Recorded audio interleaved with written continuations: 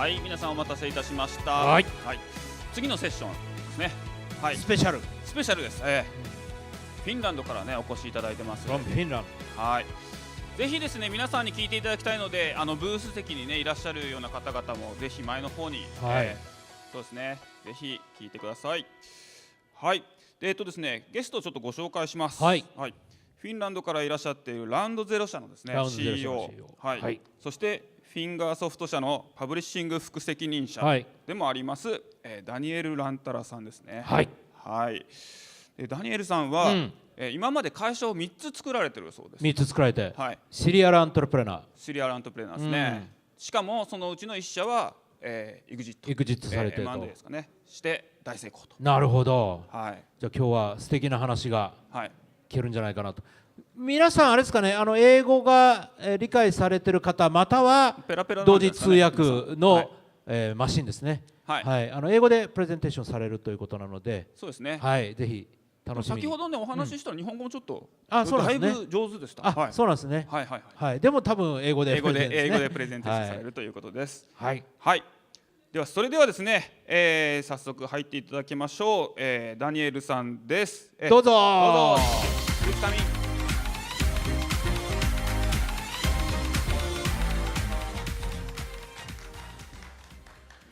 So, ladies and gentlemen, my name is Daniel Rantala, and it's truly a pleasure to be here. Thank you so much for listening. I'm here today to present to you our company Fingersoft and also its publishing subsidiary Round Zero. But first and foremost, I basically want to explain to you those findings that I have learned from founding 3 different companies, as was just explained, and also to maybe help you to understand new things about what to concentrate on. So basically, to begin with, as I mentioned, I'm Daniel Rantala, I'm 26 years old, and basically my experience lies in founding many different companies and doing a lot of key learnings from basically mistakes. There's been some successes as well, luckily. I have been also very lucky to work with really great people. But anyways, it's truly a pleasure to be here. So thank you so much for coming here to listen to my speech. Before we go any further, I would like to introduce our company Fingersoft. So initially we were founded into a small city way up north in Finland called Oulu, and we were founded in 2011. At the moment we employ about 60 people, and we are super proud to say that we have over 1 billion installs worldwide in all of our games. We are one of the few who have actually managed to make that. Fingersoft is basically the 4th biggest company in Finland. There's a lot of great successes like Supercell, Rovio with Angry Birds IP, and so on, but we are the 4th biggest at the moment. Revenue-wise, we made about 30 million euros 2 years ago. We don't yet have the basically the newest numbers, but nevertheless we're a private company, so we are indeed quite strong, at least in the northern Finland and overall like northern Europe in itself. The main IP that is behind our success is called Hill Climb Racing. Is there anybody who has played our game? Some people. So basically, these 2 games, Hill Climb Racing 1 and Hill Climb Racing 2, have acquired over 1 billion installs during their lifetime. So that is about 1/7 of the whole world at the moment. Overall, we have about 50 million monthly active users, and we are very proud to say that we are actually the world's #1 racing game on Google Play Store. We have also published other games, for example, Benji Bananas, Make More, maybe not too strong in Japan, but in Europe and also in America, we are very strong with those games as well. But just recently, we decided to create a new game company, or actually it's a game publisher called Round Zero, and currently I'm the CEO, the Chief Executive Officer of Round Zero. So at the moment, I basically represent here 2 different companies. On the left side, Fingersoft, and also on the right side, Round Zero. And on the left side, we have game development. So we also also create our own games, and then on the right side we concentrate on games that are not developed in-house, but actually that are being developed by other game developers. The first game that we have published very successfully with over 20 million installs is called Hills of Steel. So let's have a very quick trailer as well.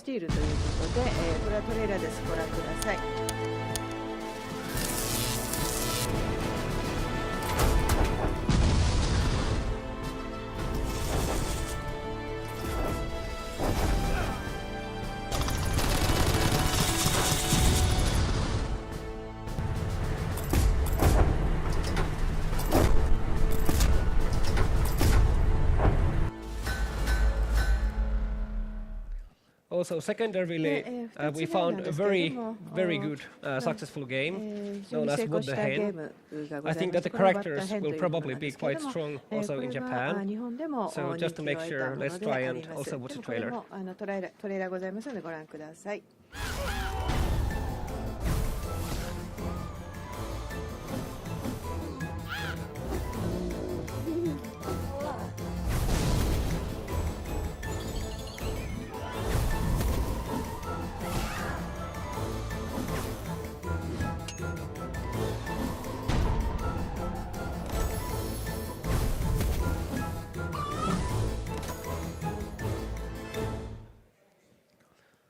So basically, we have evaluated over 200 games, but at least these two games, so Hills of Steel and What the Hen, have become very good successes worldwide. But basically, I'm here today to explain my personal history and my career. And basically, my career started in 2011, just going into Oulu University of Applied Sciences. So I was studying internet technology first and foremost. I was already very interested in the startup culture before that, but somehow going into the university somehow gave me a great opportunity to meet new people. And then secondarily, 1 year after that, I went to have an internship in a Finnish startup game company in Helsinki. Have any of you been in Helsinki? Nice, thank you so much. So basically, this was a very important part of my own career, because this is when I finally found the courage to make my first startup game company. Or actually, it wasn't a game company, but a mobile application company. But then, after that, in 2013, I started my first, my own game company. And actually, Nokia was an investor in that. So Nokia wanted to invest into my game company, and that's how I sort of decided to finally make my own company. This is actually from polar bear pitching from Oulu. In the middle of winter, we go into the water. There's a hole in the ice, and then we need to pitch from there. What happened afterwards is basically that I started my first actual mobile game company called Namida Games, and that game eventually got acquired by another game company from Helsinki called Playforia. Then after that, I became the CEO of the acquisition company, that Playforia. And well, basically I left Playforia about 2 years after that, and I joined Fingersoft to create the publishing operations anew. So here I have collected a couple of my key learnings, what I have learned up this far. And my first rule is always to be very active and a little bit crazy. What that actually means, there's a couple of different things in being active. If you want to attract interest from investors, from business partners, from employees, everything. Number one is that you should always remember to smile. That's, of course, of extreme importance.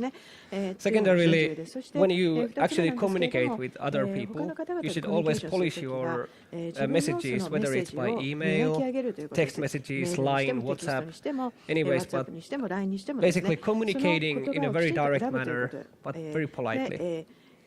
Thirdly, many of you, especially in Japan, I know this for a fact, so you have different clubs that you attend at school, at high school, in universities, and that's a great part that, for example, we don't have in Finland in the same manner. But it's always very important to sort of try to engage in different activities. And then don't listen to answer a question. So what that means is that don't listen to answer just so that you can give an answer, but you should listen to understand. Basically, if somebody tells you a long story, don't listen to that story only to make some kind of answer, but actually try to understand what that person is saying. It might sound simple, but usually it's not, and we know this for a fact. So by doing all of these, at least I was able to make everybody else want to meet me. So becoming an interesting person to investors and different other companies or indeed employees. And there's a bonus point, and that bonus point is something that we want to especially emphasize. You should fool around and be a little bit crazy. Especially being crazy is our forte.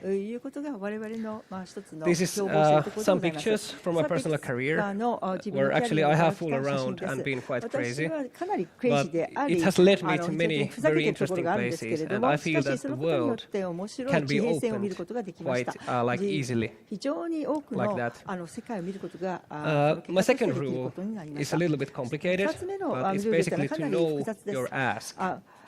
What that means in the startup culture is to know what you want. So when you go into a meeting, you should be able to leave that meeting with some kind of result. It might be, let's say, LinkedIn contact request, it might be business card, it might be basically more information about the partner, if they are focusing in certain industries in the future, or if they are more interested in another industry in the future. There's a lot of like different things, but the main point is to know what you want and to know your personal ask.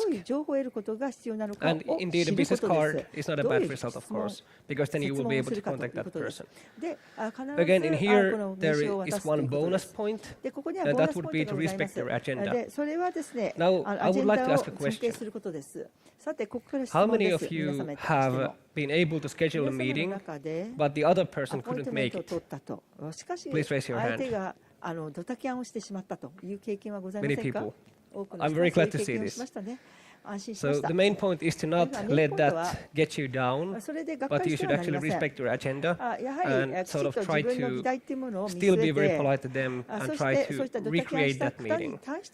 We have experienced that, and I have experienced that many times, but basically it's not about the one-time meeting in any kind of business collaboration. It's always usually about years of communication and trying to open new doors. So we have sort of like learned that through the hard way. And this is again some pictures about where that can take you. So to different companies, whether it's about the games industry or something else, you can meet a lot of very interesting people if you just respect their agenda. You can go to meet Google and Apple. You can go to meet basically anybody who you want to meet. That should be the point. But just as long as you respect your agenda and know what you want from them, eventually they will understand. Also, for example, our company became a sponsor in the Japan drone racing like competition here in Sendai about 2 years ago, and that was a very interesting experience. You can see that image on the left side. My third rule would basically be taking the extra step. What the extra step actually means is the sort of mindset that if you have something that is blocking you from walking forward, still take the step. Try and take the step, and you will be able to progress a lot further, even if it's only that one step. But it will still take you further. If we go into actual details in here, the main point is that you should do things from your heart and place effort into whatever you do. That effort is what will take you like many miles aside from only that one step. Just again, I have a question. Please raise your hand if you feel the same way. But how many of you have been disappointed in some kind of business meeting or scheduling a meeting or overall disappointment in a deal not going through? Again, many people. So that's exactly the point, that the extra step is what will maybe take you further with that company or with that business partner. For an example, this is actually a real-life example. We have spoken to like many investors, especially in the past. I have that kind of experience as well, obviously. And we have managed to like go into the signing phase with them, but somehow after spending countless hours of time, still somehow it just didn't work through. Either we felt that we can take the investment in right now, it's not the right timing, or then they felt that maybe it's not the right timing for them to invest. But by taking the extra step, you will be able to sort of see both sides' situations and understand that information a lot further. When I was founding my first game company, actually the hardest part was finding very good employees. Maybe I believe that the same kind of problem is here in Japan as well. So finding the very right kind of programmers or artists or designers, basically whatever. So we had that kind of like trouble. But by being active, which was the first rule, and secondarily by knowing what we are looking for, we were able to find very, very good employees for the first project. And that is what eventually led us to also land investments. So when people when investors or other business people believe in a project and its employees, then it will be a lot harder to like say no to your ask. So yes, that is something that I feel is very similar with the Finnish business culture and also Japanese business culture. Also, after you think you are done with whatever it is you're doing, it might be a project of development, it might be a design of something, whatever it is. Once you think that right now this is my extreme limit, this is my final hamon, I cannot do any further than this, I'm pretty sure that you can. So taking the extra step also means not being definitive with those things that you are doing, but it also means understanding what you are missing, which is basically my next point, that is knowing what you do not know. At least the biggest challenge for me during my career has been to know what I do not know, because I know what I know, which is why I do not know what I don't know. It's a little bit complicated, but nevertheless, the main point is to sort of apply yourself, and it's really, really difficult to explain. But you will eventually understand that if you had known this kind of thing, whether it's about a different market or whether it's about some career opportunities that you're searching for or whatever, then you will eventually find yourself in a situation where you think that, holy shit, pardon my French, but like, holy shit, if I had known this 2 years ago, then I would be a lot smarter. I would have probably been able to succeed better. I think there's probably quite many of you who also have been here, like in the situation that you have been thinking at some point of your life that, why didn't I understand this sooner? Please raise your hand if you have been there at some point. Many hands, indeed. So knowing what you don't know is virtually that one thing that will lead you into success, because then you will be able to improve yourself. Also, not being discouraged or rage quitting is something that we all want to do. Do you know rage quit? When you play a game, for example, Call of Duty or any kind of like Nintendo game, then when you lose the game, you really feel like you want to smash the computer or smash the console and say that, shit, I will never play this game again. I hate this game. But still, sometimes people come back to the game, and oftentimes it's exactly that feeling that when you feel that I want to destroy everything around me, I want to kill everybody around me. That is what rage quitting virtually is. So it's quite easy to get discouraged and feel very bad about your like performance, but still not doing that and trying to just think further on. I should concentrate on something that I don't know. So this is something that probably led me up here. Also, finally, whenever you do a mistake, and again a question, how many of you have done a mistake at some part of your career? Yes, I think everybody. Mistakes are the hardest thing to do, but the easiest thing to learn from. So whenever you do a mistake, learn from it and create a part into your brain that is like the library of your mistakes. It's like a library where when you're faced with a situation where you are not sure whether you should do this, use that library and read all of those previous mistakes that you have done. And by doing that, you will be able to eventually, at least hopefully, you will be able to eventually sort of like create an automatic process inside your mind that will tell you that, hey, I made this mistake before. I have done this so many times, I shouldn't do this anymore. So it's all about like understanding, exactly understanding what you don't know, because when you do a mistake, then you will know that you didn't know this. And then if you place that part into that part of your brain, then you will be able to follow that part and read it later on.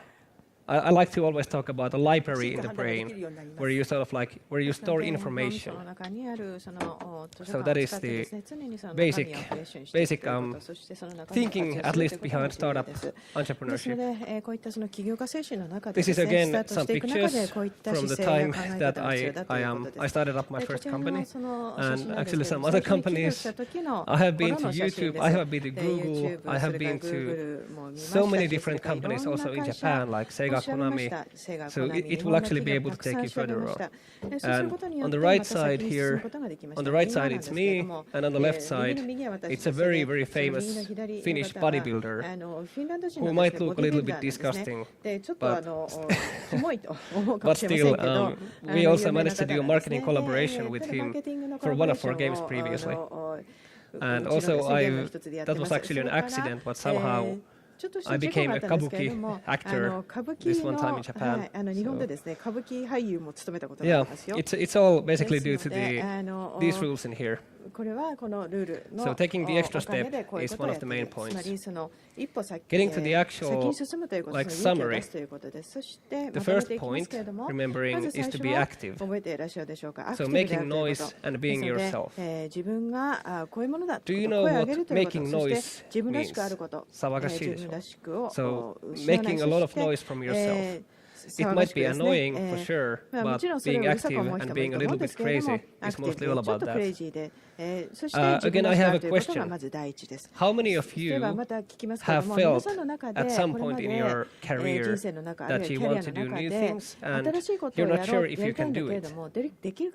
Please raise your hand if you have felt that. Again, almost everybody. Perfect. Very good. Well, I have also been there way too many times, and actually my first company failed. So we founded that first company, and even though we had Nokia as an investor, we had Microsoft as an investor as well, still we failed. And at that point I was really, I wasn't broken down, but I felt discouraged. I felt that I can't do this. I'm too bad for this. I'm too stupid for this. But then that was when I first created my library of mistakes in my life. So nowadays, whenever I have a major business decision, for example, taking in some kind of like more investment money, or doing a publishing collaboration for a new game title, or maybe doing some localization deals deals with, for example, Japanese game companies or Chinese game companies and so on, I always think back into that, into those previous mistakes that I have made. And whenever I am active and I'm making noise and still being myself, I think that people will always see that this guy is not fooling around, but he is actually the real deal.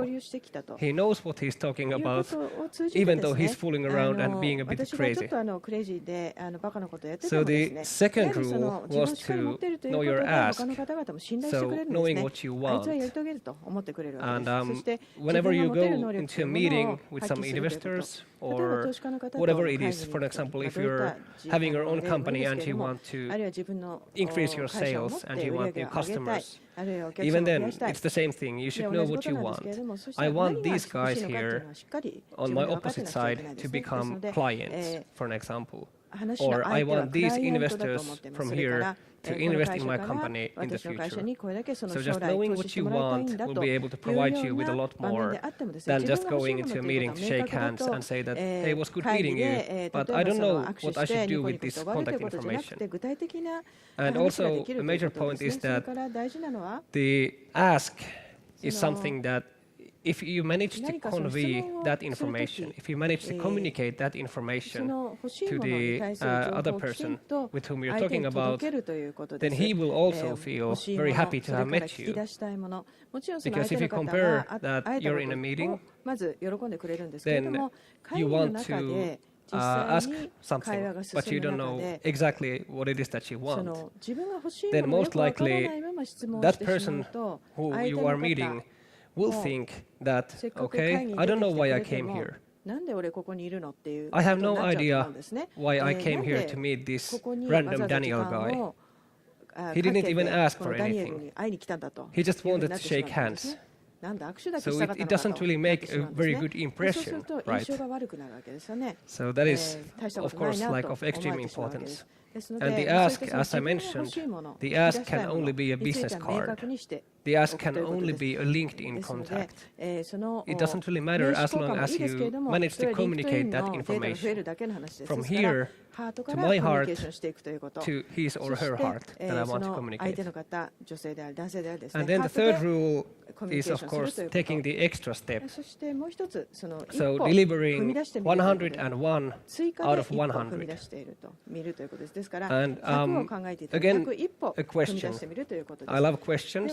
So how many of you have felt at some point in your career that you have given everything that you have?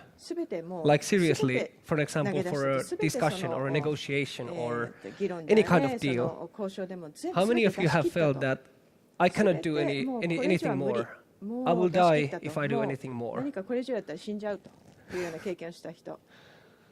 Again, many people. Perfect. So that is exactly when you should think that this is not everything.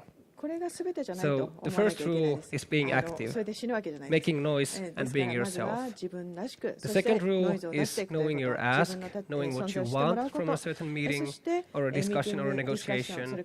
And then the third rule is taking the extra step, so always questioning if you actually have enough, if you actually have done your everything. Can I do anything? Can I take even one more step? Well, I can. One more step will take me one more step further. And one step done many times will give you actually, will get you a lot further in a way. And actually I believe, and this is something I have seen for myself, that eventually these 3 steps will become the stairway to your dream. How many of you want to found a new company? Or are thinking about starting up a new company? Please raise your hand. Many people indeed. Again.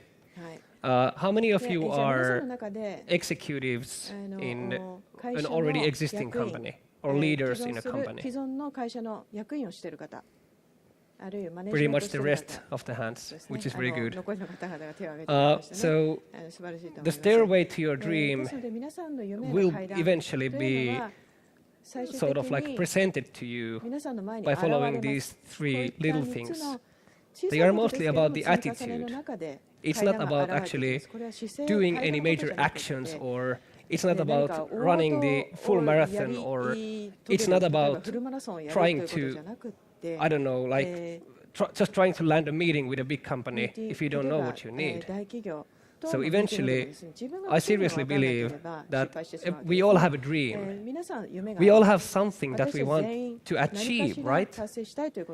We all want to be somewhere, whether it's Hawaii or whether it's the United States of America or whether it's Japan or anything. So basically, that dream is the thing that will drive you forward.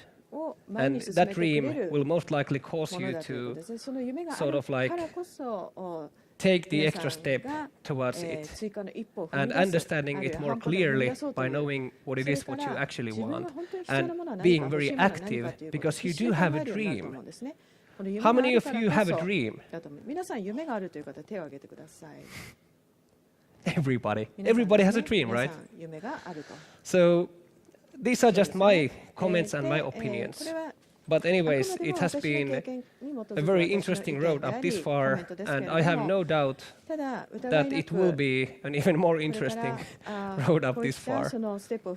So yeah, we have been in Japan for about 1 week right now, and we have met a lot of different companies again. Of course, it's been super busy, super exhausting, but since I have a dream, everybody has a dream, so it will drive us forward, definitely. I think we are a little bit ahead of the schedule, so we can actually have some requests if you feel that you would like to see the points more. Has it been very clear to you what these rules are? Seems like it. Very good. From my side, let's move on to the questions. But as a final point that I cannot really stress anymore is basically that if you have a dream, follow it and use those kind of rules for yourself. And those rules are just my own rules. They are something that I have found to be very important to myself, and they are something that I have learned to search within myself. So you might have completely different rules for that, but if you have a dream, then you will create the rules for yourself. My name is Daniel Rantala, and please come to talk to me after this. So thank you very much, and please let's move on to the questions. Yes.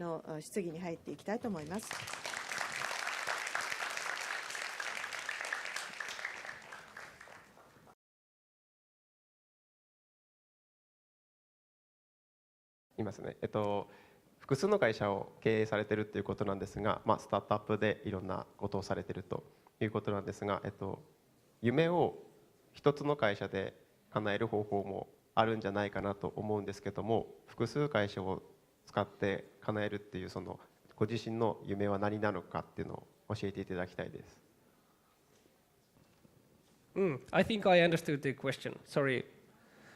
Basically, I didn't imagine that I would become a serial entrepreneur, but on the other hand, failures are something that you only seldomly expect.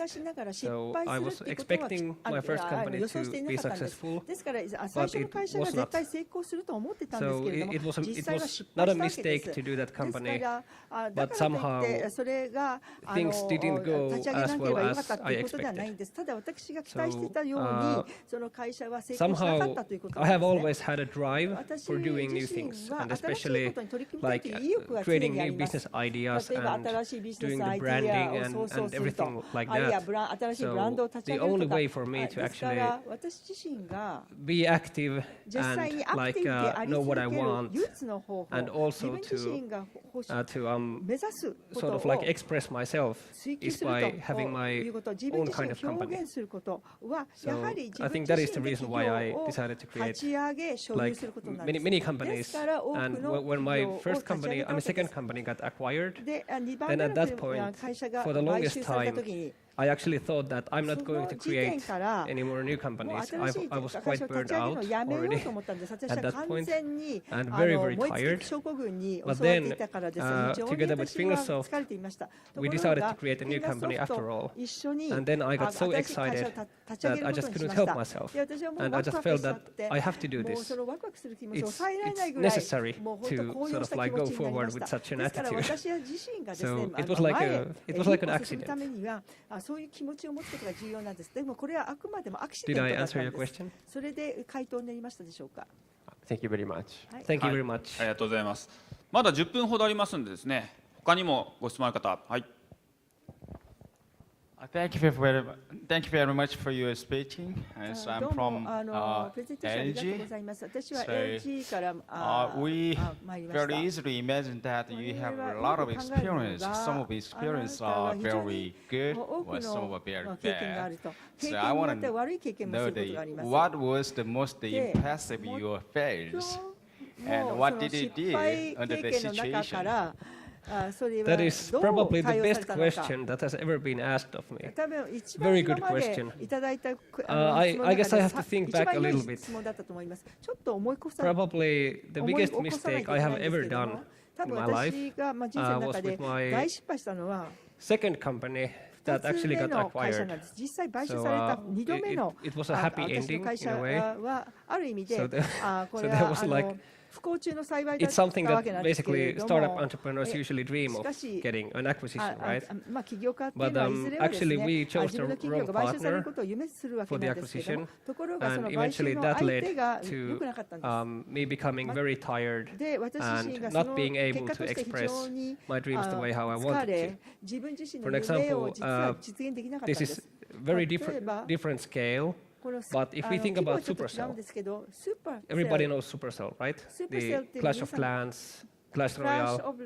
So they also got acquired by like quite many companies, especially recently. So the first acquisition that they got was from a wrong partner, so they were not happy with that acquisition. So it's the same kind of thing, but on a very much like lower scale. So yes, that was the worst experience that I have had.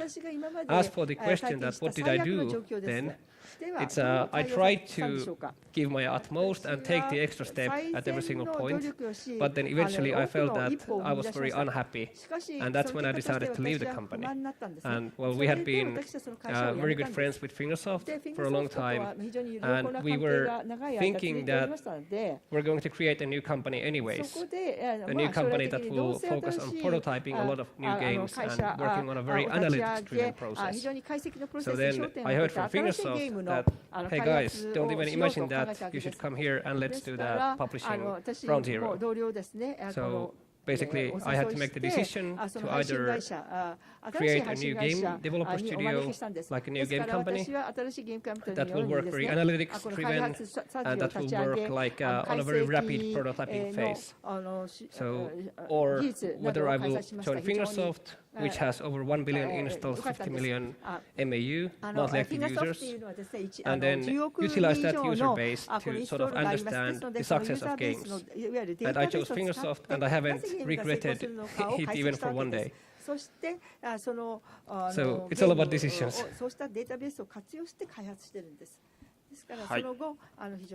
Thank you very much. ありがとうございます。他いかがでしょうか。Thank you for your presentation. I want to ask, what do you think that why your games are spread all over the world?